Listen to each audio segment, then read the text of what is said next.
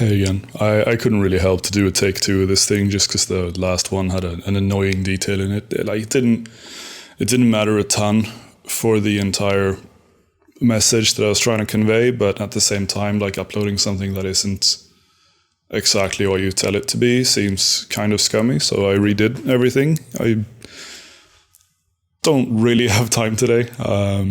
But I took myself time because this pissed me off enough that I wasn't able to let it go. So last time I looking at the video, somebody pointed out that I did actually ECB spec at the beginning of P1. I didn't even realize that I did. It was probably just finger habits from doing the whatever it is, 2,000 kills that I've done it that way. And that sort of disqualifies the entire point because I was able to pass the P1 rockfall a lot earlier in my rotation, and that fucked the entire thing up for the purpose of being a no ECB but decent pace kill, right? So I redid everything, redid it without the actual ECB. I am going to use one example kill here.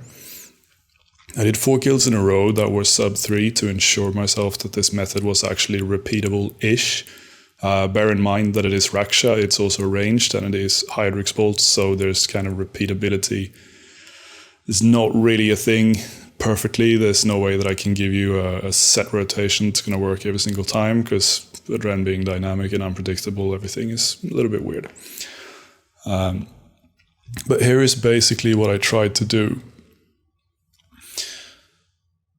So what I'm doing here, looking at the way that I tried to visualize this for you, is sort of a progression through the different phases. You start with a dummy, you begin with a natural instinct incendiary shot, incend being before the DS, hence the sort of line progression there showing how long into the different parts of the kill that this is supposed to be lasting and during which part of each phase and transition between phases you want to prioritize which abilities or specs, right? So what I'm doing here is I'm doing the pre-build, as you can see in the kill, then I'm going into the DS. I'm ricocheting up my Adren, so I'm doing a God Bow, the first thing I do in that DS, pretty much, after the Rico, obviously. Then it's kind of improvised territory, but what you really want to try to get out is a snapshot, a rapid fire, a shadow tendril, another snapshot, another rapid fire if possible. That second rapid fire is, in my opinion, kind of low priority because it really depends on where you're at adren-wise and whether or not you can maybe dump a dark bow or try to do something else that does more than just a vanilla rapid fire, because rapid fire without Eldritch isn't that strong. If you're rapid with the Ruby bolts, then obviously, yeah, there's a chance that you can Ruby proc, which does make it significantly better, but you can't rely on that happening.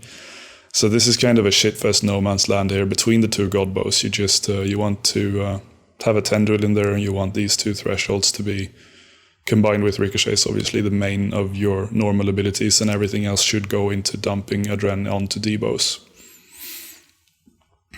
Once you get to the end of phase 2, as you can see if you carry on in the progression to the right, you'll see that at the end of phase 2 there's an incendiary. There, you'll see this in the example kill as well, that I am building up to 100% so I can incend and then start a DS pretty much either at the very end of P2 or at the start of the rockfall P3, and then I repeat everything that I did P1. Essentially it's just separated by the bladed dives.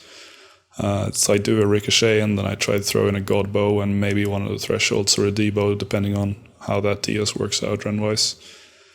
Then I do the bladed dives, clear the pools, then I go back onto Raksha, I bladed dive back into my Death Swiftness, and I dump with my thresholds the same way you would in any other scenario.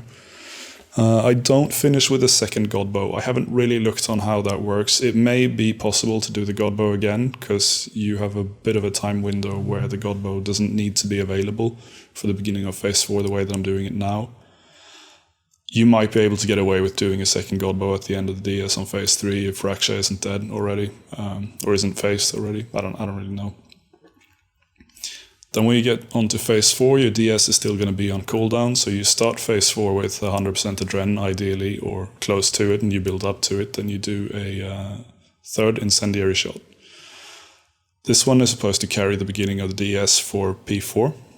The second half of that, or the second half of P4, should be carried by the anima damage boost that you gain from whichever blobs are nearby. But you start P4 with an incendiary, you move into a DS, and then your Adren pot should be ready, kind of depending on how fast the kill is, and you essentially repeat the P1 rotation. You do a double Godbow rotation, starting and finishing with a Godbow. The area in between there, so long as your incendiary buff is up and kind of slightly after it goes out, depending on how much adrenaline you have, you prioritize debows as much as you can. And then you use these two thresholds separated by a shadow tendril, because that one is really good. Sometime during the shield anima, you will be like in the middle of your threshold series. You want to run around a quadrant of the arena or half of it, kind of depending on, but you don't want to run around too long because you got the death swiftness still running. So I tried to just take like the quadrant that has the highest concentration of anima blobs. If I get 4 or 5 of them, I'm golden. And I go back into DS, I activate that. Try to get the last bit of Snap Rapid Fire and the second Godbow in that DS rotation out under both Death Swiftness and the Anima Boost, so that I have like 100% plus damage, which is really fat. And at this point, by the DS is up, I just carry on improvising and dump everything into Dark Bows and kill the boss. So there will be an example kill now where I explain everything and show you what I've actually been talking about, but this is what I've been trying to do. So as you can tell now by my loadout, I didn't actually bring the ECB necklace this time because I didn't want to accidentally spec again from habit. That was supremely annoying. I do have my normal ECB with me. I only use that one for two-handed autos, and at one point I prefer switching from my bladed dive back to the range bars via the two-handed, because I already have that keybind from Solak. But here I start with my natural instinct. I build up to my incendiary, and then I go over to Raksha to start my DS rotation. This DS rotation was quite improvised, and I did end up making a mistake that I noticed when I was reviewing this, but I'll explain it. So I start with the DS, and I ricochet, my needle strike before the Godbow, and then I went into a snapshot. Now, instead of doing a rapid fire there, I went for the the Dark Bow. Then into the Shadow Tendril, because I wanted to get the Adren buff from the guaranteed crit from the Tendril. Then I did my first rapid fire, after having already done 2 Dark Bows. So here I'm carrying on, pretty much improvising, and then by the end of this DS, I should be doing that second Godbow that I was talking about. But I somehow screwed that input in, so I did another Dark Bow at the end there instead. But the difference is, honestly, it's sort of negligible. Except for the adrenaline costs, obviously. But either way, this is how it turned out. So I carried on into some thresholds, but instead of dumping too hard, I did my incendiary at 440k-ish. I rebuilt up to 100% so that I could drop a DS down. Drop my DS down, I ricocheted, and then I Godbowed. I think I even threw in a snap there. Yeah, I did. Just to get a little bit of a head start on P3. Then I went for the bladed dives, because I don't want my bonuses to run out. Go back into the DS. I still have 20 seconds on that. And in here I just improvise with my thresholds and my debows.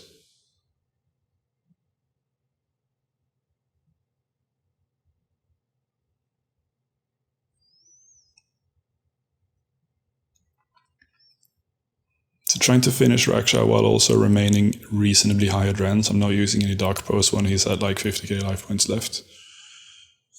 Finishing with 100% there. Slightly slower phase than some of the other kills, but this P4 was decent, so it didn't matter. Starting the P4 with an incendiary. Then waiting 1 ability and using my ricochet to get adrenaline back up. Starting my death swiftness. Adrenaline potting. Needle strike into Godbow, and then back to the adrenaline management improvisation, sort of with ricochet thresholds and debows. That rapid fire was kind of dumb. I should have probably debowed there instead, but it's really hard to make these calls on the fly. Breaking the shield, collecting some anima, not a lot, because that was a pretty unlucky spawn, but I got 4 blobs. Back into my DS to use them both at the same time, and hopefully finish with the Godbow under the influence of both. There we go. That's a pretty juicy Godbow. And I could finish with a debow, and Raksha was dead.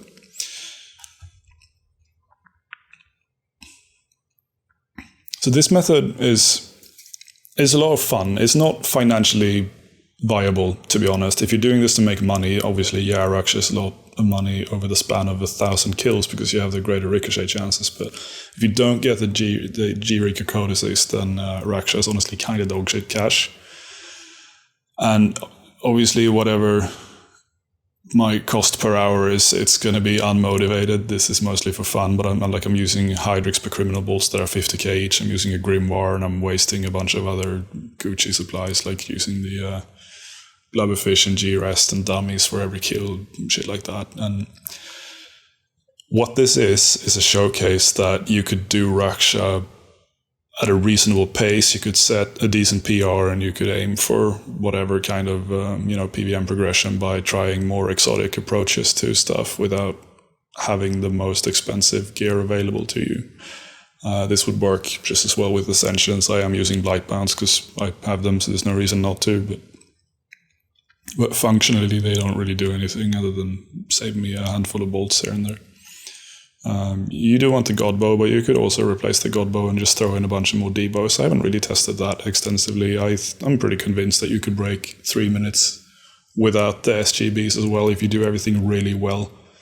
I haven't done that, so I can't promise that it's possible, but I mean, I'm by no means extraordinarily good at this. I just think it's fun to make up crit builder rotations for PVM where they are not commonly used, sort of. But yeah, sorry about the belly flop in the previous video. That was pretty stupid. That's why I didn't redo this whole thing, and I hope this helped at least one or two guys to have a little bit more fun with a purple dinosaur dickhead boss. So have a nice day.